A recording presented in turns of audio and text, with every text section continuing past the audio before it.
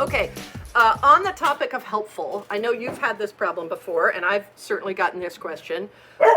In a perfect world, all of us want the research we do to validate our beliefs, right? To like tell us that we're right in terms of the kinds of strategies we're recommending to our clients or the kinds of products and audiences that are a good fit for our company or all of those kinds of things. And I think it's, I tell people, and they're always surprised to hear this, but I tell people that my job is to give respondents every opportunity to prove them wrong, right? To give them all the room in the world to say, you're not as great as you think you are, or this assumption you have is not true. And they're kind of surprised by that. But we were talking yesterday about looking for research that will tell us whether, not tell us that. Yes, right? exactly.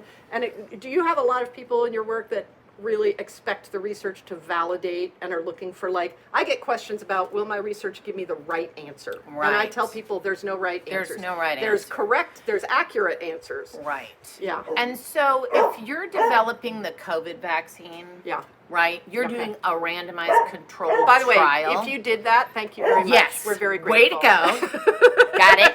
Got it. Cried a lot.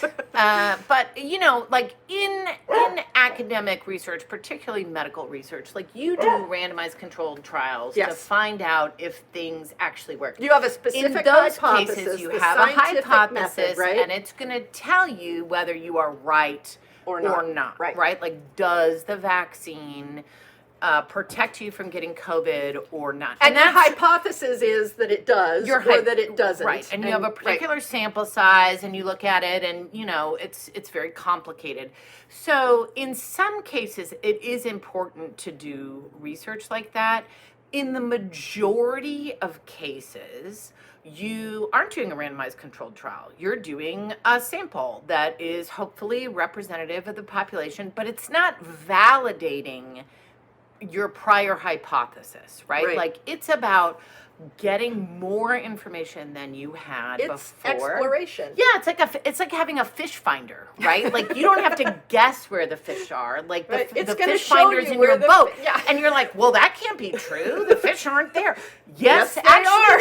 they are there, right? Like, the fish finder I love thing is that. key. Yeah. Now, you still may not be able to catch the fish, which is my personal problem. Right. But at least you have some information, and it conflicts with what you thought, right? Like, you thought they were in the weed bed over there by the bank or whatever, but that's your imagination. Yeah. Like, you don't just because some old guy caught one there once doesn't mean that that's where they are. Yeah. And for those of you at home keeping track, that is 1, the Netflix example, 2, the fish finder example. Okay, so that's 2. Okay, good. I love that.